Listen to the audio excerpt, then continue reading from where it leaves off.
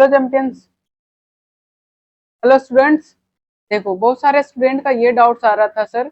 जब मैं online session लिया था तो उसमें स्टूडेंट्स ये पूछ रहे थे, सर हमें शॉर्ट नोट्स बनानी है। क्या बनानी है? Short notes. शॉर्ट नोट्स कैसे बनाएंगे, क्या करेंगे, कौन सी पॉइंट लिखेंगे, इन सभी बातों को हम लोग इस वीडियो में कंक्लूड करेंगे। ठीक है, चलो देखो, पहला क्वेश्चन मन में क्या आएगा, शॉर्ट नोट्स कैसे बनाए। ठीक है, तो हमें कैसे बनाना है इसका भी आंसर इस वीडियो में मिल जाएगा आपको। शॉर्ट नोट्स बनाने के क्या फायदे हैं? ठीक है, शॉर्ट नोट बनाने के क्या फायदे हैं, शॉर्ट नोट्स में क्वेश्चन भी लिखें, ये बहुत ही ज्यादा इंपॉर्टेंट पॉइंट है। शॉर्ट नोट्स में क्वेश्चन लिखे या ना लिखे। तीसरा पॉइंट, चौथा पॉइंट हमारा, शॉर्ट नोट्स आईआईटी जेईई के लिए बनाना जरूरी है। इसका भी तुम्हें आंसर मिल जाएगा, बनाना जरूरी है या नहीं है। ठीक है, शॉर्ट नोट्स में लॉन्ग टॉपिक को कवर करें या नहीं करें। देखो, शॉर्ट नोट्स क्या होता है, नाम से ही पता चल रहा है हमारा शॉर्ट्स होना चाहिए। ये शॉर्ट नोट्स, पहला क्वेश्चन का आंसर दे देता हूँ। शॉर्ट नोट्स क्यों बनाना जरूरी? जैसे तुम्हारा एग्जाम मान लो जनवरी में होता है और तुम्हें रिवीजन करना है पूरा चैप्टर्स को दिसंबर में, तो कैसे करोगे? अगर चैप्टर्स को पढ़ना, एक एक टॉपिक पढ़ना शुरू करोगे, पता चला एक मंथ में तुम 2, 3 से 4 ही टॉपिक पढ़ पाए। तुम्हें फिजिक्स भी पढ़ना है, केमिस्ट्री भी पढ़ना है और मैथ भी पढ़ना है। तो क्या करें सर इसके लिए क्या करें? उसके लिए हमें शॉर्ट नोट्स की जरूरत होती है। क्या नोट्स की होती थी?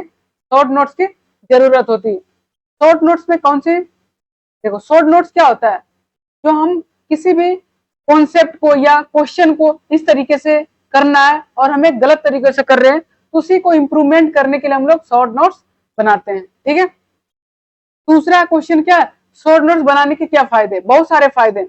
अभी मैं बताया एक फायदे कि तुम बहुत ही कम समय में अपना किसी भी टॉपिक या सब्जेक्ट को एक्सप्लेन अच्छे तरीके से एक्सप्लेन कर सकते हो या उसको समझ सकते हो, ताकि क्वेश्चन मेंस और जे एडवांस में आएगा तुम उसको टैकल कर सकते हो। ठीक है, ये दूसरा क्वेश्चन। तीसरा क्वेश्चन क्या है, शॉर्ट नोट में क्वेश्चन भी लिखे। यस, क्वेश्चन भी लिखना है शॉर्ट नोट्स में। शॉर्ट नोट में क्या करना है, क्वेश्चन भी इंक्लूड करना है।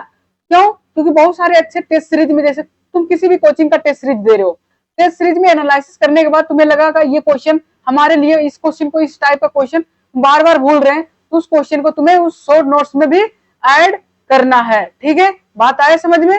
तीसरा हमारा पॉइंट है, शॉर्ट नोट्स में लॉन्ग टॉपिक को ज्यादा कवर करें। यस, जैसे तुम्हारे पास थर्मोडायनेमिक्स हो गया, केमिकल बॉन्डिंग हो गया, कोऑर्डिनेशन केमिस्ट्री हो गया, मैथ में वेक्टर 3D हो गया, फिजिक्स में रोटेशनल हो गया, इलेक्ट्रोस्टैट हो गया, ये सभी का क्या करना है, लॉन्ग टॉपिक को छोटे छोटे नोट्स में क्या करना है, उसको डिवाइड कर देना। ठीक है, तो यहाँ तक क्लियर है? तो एक मैं तुमको प्रूफ दिखा देता हूँ कैसे शॉर्ट नोट्स बनानी। जैसे मैं बात कर लेता हूँ केमिस्ट्री के, तो केमिस्ट्री में मान लो तो मैं पढ़ना शुरू किया केमिकल इक्विलिब्रियम। क्या पढ़ना शुरू है? Chemical equilibrium. अब हमें पता नहीं है केमिकल इक्विलिब्रियम क्या क्या कॉन्सेप्ट पढ़ाया गया, अब हमें 5 मिनट में रिवीजन करना है, तो उसको कैसे करेंगे?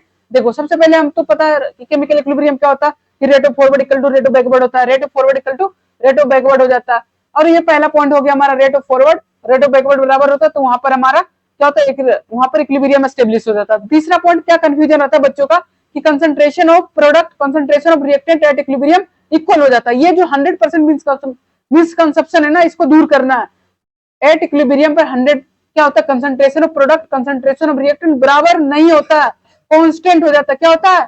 कांस्टेंट हो जाता है। तो वो पॉइंट को भी यहाँ पर मैं लिख दिया कि ये कांस्टेंट इक्विलिब्रियम पे concentration of product concentration of reactant equal नहीं होता, कांस्टेंट हो जाता और नॉट सेम, ये भी लिख दिया हूं।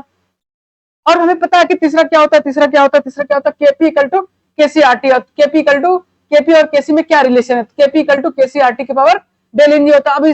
अब डेल एनजी क्या होता है, del NG gaseous mole of product minus gaseous mole of reactant होता है। तो ये हमें शॉर्ट पॉइंट में लिख दिए, गैसियस मोल ऑफ प्रोडक्ट गैसियल मोल। अब यहाँ पर एक एग्जांपल ले लिए कैसे हम लोग निकालते हैं, सॉलिड को कंसिडर नहीं करते हैं, तो इस तरह से शॉर्ट नोट्स बना सकते हो। और आगे पॉइंट क्या लिखे, देखो, क्या हम इक्विलिब्रियम में प्योर सॉलिड और प्योर लिक्विड का कंसंट्रेशन यूनिट लेते हैं, तो ये कभी कभी हम लोग भूल जाते हैं, तो इसी को शॉर्ट नोट बोलते हैं, जो हमें फ्रैक्शन ऑफ सेकंड में रिवीजन करने का टाइम मिल जाए। ठीक है, नेक्स्ट क्या आता है, केपी और केसी।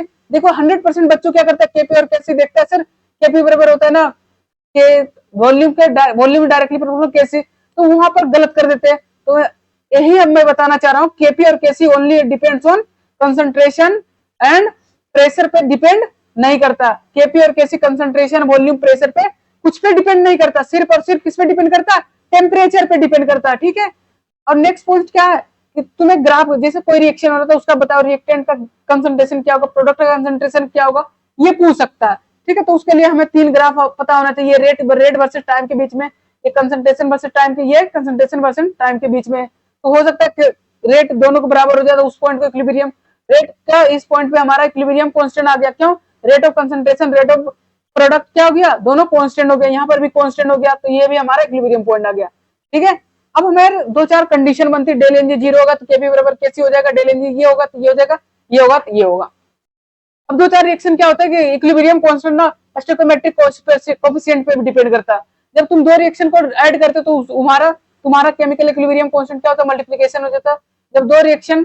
जब हमारे पास कोई रिएक्शन हो, जब उसमें कोई कांस्टेंट से मल्टीप्लिकेशन करते हैं तो जो कांस्टेंट होता है वो पावर में आ जाता है, कहां पर आ जाता है, पावर में आ जाता है। तो ऐसे ऐसे पॉइंट्स को ना अपनी शॉर्ट नोट्स में नोट करना, ताकि एग्जाम के टाइम पे तुम्हें बहुत ही ज्यादा इंपोर्टेंस लगे, ठीक है, और तुरंत ही रिवीजन कर सको। जैसे हमारे पास एक और रिएक्शन होती है जो कि 2 रिएक्शन को जब सब्ट्रैक्ट करते तो उसका केमिकल इक्विलिब्रियम कांस्टेंट क्या होता है, डिवाइड हो जाता है।